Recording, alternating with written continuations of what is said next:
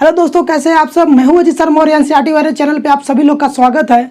आजकल लगातार लोगों के मन में एक कन्फ्यूजन बना हुआ है कि जो लोग वैक्सीनेशन करवाने जा रहे हैं कि वो कौन से वैक्सीन का यूज करें, कौन से वैक्सीन को लगवाएं, क्योंकि उनके मन में कई तरह के र्यूमर्स भी फैल चुके हैं चारों तरफ कि ये वैक्सीन अच्छा है, ये वैक्सीन ख़राब है। तो इस चीज़ को लेकर आज मैं सारी चीज़ें क्लियर कर देना चाहता हूँ कि आप लोग अगर इस में है कि आपको भी अगर कन्फ्यूजन है तो वो सारा कन्फ्यूजन आपका क्लियर हो जाए। तो देखिए, पूरे वीडियो को देखिएगा तो आपको बहुत अच्छे से एक एक चीज़ को समझ में आएगा कि दोनों वैक्सीन में अंतर क्या है और दोनों में सबसे बेस्ट कौन सा है। चलिए शुरू करते हैं। जैसा कि आप जानते हैं कि दो तरह की हमारी जो अभी जो चल रहा है वैक्सीन लगाने का, अभी स्पुतनिक आ चुका है, लेकिन ज़्यादा मात्रा में भी जो अवेलेबल है वह है कोवैक्सीन और कोविशील्ड। ठीक है, अगर हम कोविशील्ड के बारे में बात करें, बारे में बात करें तो इसको जो बनाने वाला है वो है ऑक्सफोर्ड एस्ट्राजेनिका के द्वारा बनाया जाता है, और जो कोवैक्सीन है वो भारत बायोटेक के द्वारा बनाया जाता है। ठीक है, तो लोगों के मन में संदेह ये था कि इस तरह के वैक्सीन है तो कौन सा अच्छा है, कौन सा बेस्ट है। तो इसके लिए कई बार ये चीज़ जो हमारे वैक्सीन एक्सपर्ट हैं, जो डॉक्टर्स हैं, उनको देखा गया। ठीक है, उनमें देखा गया, उनको बताया गया, तो उन्होंने भी इसका एक बोल सकते हैं कि इसका एक तोड़ निकाला कि हाँ वाकई हम इसको बताते हैं कि कौन सा बेस्ट होगा। तो उन्होंने इसके लिए क्या किया गया, लगभग 515 डॉक्टर्स भी ट्रायल किया गया। डॉक्टर्स का मतलब नर्स डॉक्टर सारे थे उसमें, जिसमें कम से कम 310 जो थे वह फीमेल थे, ठीक, मेल, और जो 205 थे वह थे फीमेल।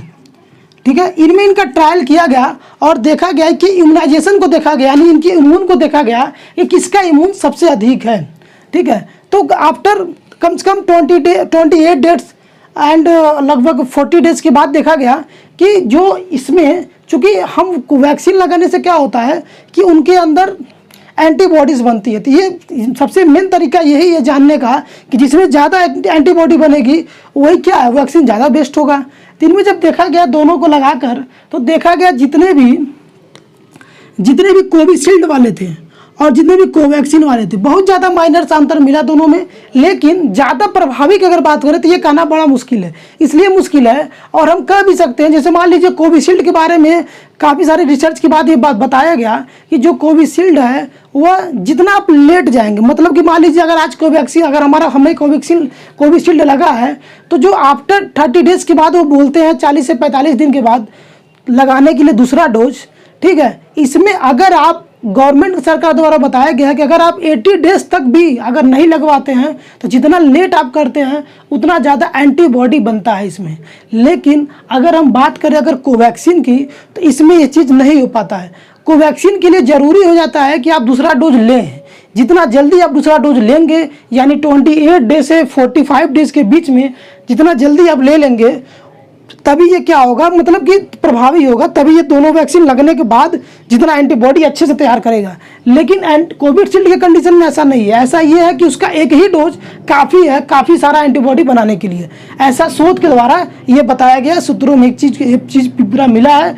और द हिंदू के द्वारा भी ये रिसर्च किया गया था, तो उसमें बताया गया था कि जो कोविशील्ड है, न्यूज़ में आया भी था कि जो कोविशील्ड है ज़्यादा प्रभावी है कोवैक्सीन में। लेकिन अब ये बच्चे, काफ़ी लोग ऐसे होंगे तो कहेंगे ओ भाई मैंने तो कोवैक्सीन लगवा लिया, ये तो बड़ी प्रॉब्लम हो गई, अब क्या करेगा।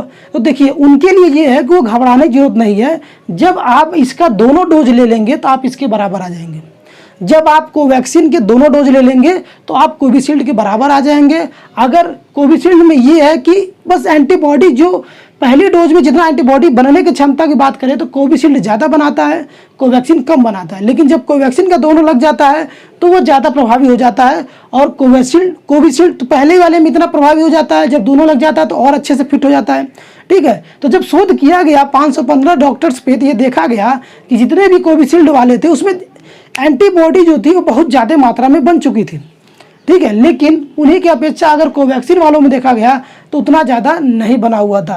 तो इसी से पता किए, उनकी एंटीबॉडी से ही हम पता कर सकते हैं कौन कितना प्रभावी है। तो रिजल्ट आपके सामने है किस तरह की चीज़ें हैं। ठीक है, अभी हाल ही में एक और वैक्सीन आया स्पुतनिक करके।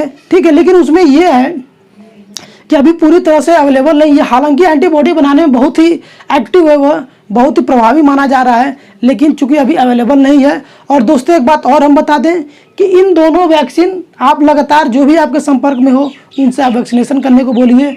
ये वैक्सीनेशन बहुत ही ज़रूरी है। अगर आप वैक्सीनेशन करा लेते हैं तो लगभग, अगर कोविशील्ड के कंडीशन में देखा गया है, लगभग 95 से 98% तक एंटीबॉडी आपके बॉडी में बन जाता है। लेकिन अब कोवैक्सीन से 80 से 85% तक हमारे बॉडी एंटीबॉडी बनता है। तो प्रभावी दोनों ही है, ठीक है, दोनों सेम है, इसलिए घबराने की जरूरत नहीं है। अगर आप कोवैक्सीन लगवाएं तो अपना दूसरा डोज ले लीजिए, कोविशील्ड लगवाएं तो भी आप 70 से 80 डेज के बीच में आप आराम से उसका सेकेंड डोज ले सकते हैं, इससे कोई प्रॉब्लम नहीं होने वाली है। दूसरी चीज़ ये है कि ये सारी चीज़ें हो गई। अब ये पूरा अच्छे समझ में आ गया होगा आप लोग को, तो ज़्यादा घबराने की बात नहीं है। आप अपने सभी दोस्तों, यारों, रिश्तेदारों सबसे बोलिएगा कि ये कर लें, इसलिए। और दूसरी बात ये भी है कि गवर्नमेंट के द्वारा, भारत सरकार के द्वारा अब कुछ हाल ही में एक न्यूज़ आई जिसमें ये बताया गया, हमारे नरेंद्र मोदी के द्वारा ये बताया गया कि हम नवंबर तक या दिसंबर तक पूरे फ्री में 18+ जितने भी लोग हैं उनको फ्री में वैक्सीनेशन करवाने वाले हैं। तो आप इस मुहिम में ज़रूर भाग लीजिए, उनका सहयोग करिए, खुद को वैक्सीनेटेड करिए, जिससे ज़्यादा से ज़्यादा अगर कोई वायरस एंट्री करता है, कोई भी तरह का वायरस होगा तो वो उसको, चूँकि जो एंटीबॉडी होते हैं, मान लीजिए थोड़ा सा मैं बताना चाहूँगा, मान लीजिए ये जो एंटीबॉडी होते हैं हमारे बगल में, ऐसे सेल्स के बगल में घूमते रहते हैं। जैसे ही कोई बाहरी कुछ आता है तो उसको क्या करते हैं, निष्क्रिय कर देते हैं, यानी ख़त्म कर देते हैं। एंटीबॉडी जो भी वायरस आते हैं उनको वहीं पे मार देते हैं, हमारे बॉडी के अंदर एंट्री नहीं करने देते, नुकसान नहीं पहुंचाने देते। इसलिए ज़रूरी है कि अगर आपको इस तरह से बने रहे। दूसरी चीज़ बात यह है कि कई जगह र्यूमर से फैला है कि वैक्सीन लगाने से कई लोगों की मौत हो रही है, ये सब चीज़ें हो रहा है। तो आप इस र्यूमर से मत रहिए। जहाँ पे करोड़ों की संख्या में वैक्सीन लगाए जा रहे हैं, सबके बॉडी का स्ट्रक्चर, बनावट और क्षमता जो है वो सबकी अलग अलग होती है। अगर किसी के बॉडी में क्षमता बहुत कम थी, ठीक है, बहुत कम है, जिनके बनावट के बारे में, चूंकि जब कई लाखों के लोगों के बारे में ट्रायल करने के बाद ये चीज़ बनाया जाता है, ठीक है, वैक्सीन बनाया जाता है, उसमें कभी किसी को कुछ नहीं हुआ। अगर उसके बाद भी करोड़ों में अगर किसी को वैक्सीन लग रहा है, अगर हल्की फुल्की कोई प्रॉब्लम आ रही है तो उससे घबराने की जरूरत नहीं है आपको। आप लोग फ्री होकर आराम से, बिना किसी के डर के आराम से जाकर वैक्सीनेशन लगाइए, इसे डरने की जरूरत नहीं है। अगर करोड़ों लोगों में वैक्सीन लगाया जा रहा है तो एक आध दो में अगर किस तरह का केस मिल जाता है तो उसको लेकर आप सभी लोग को छोड़ नहीं सकते, क्योंकि ये माना गया है कि इसको लगाने के बाद कहीं ना कहीं आप 98% 95% कोरोना जैसे वायरस से आप बच सकते हैं। तो इसलिए इस मुहिम में सहयोग करें, लगातार गवर्नमेंट का साथ दें इसमें। Thank you.